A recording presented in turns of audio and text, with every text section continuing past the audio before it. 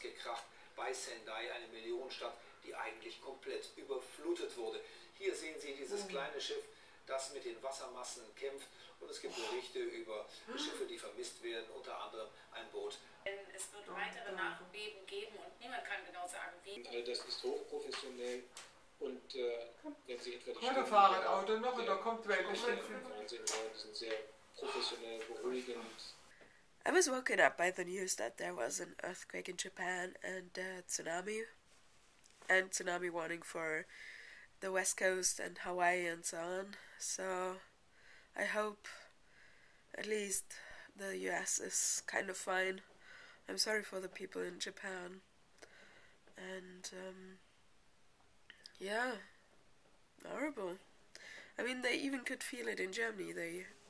They said it's in the top 10 of the strongest earthquakes ever. So, and to answer Prince's question on Twitter, if it's getting more, or if it's just the media, I would say it's the media.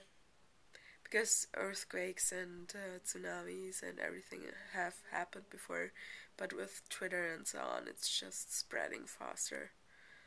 Yeah, so all the best to the people out there, and yeah, see you tomorrow. Bye.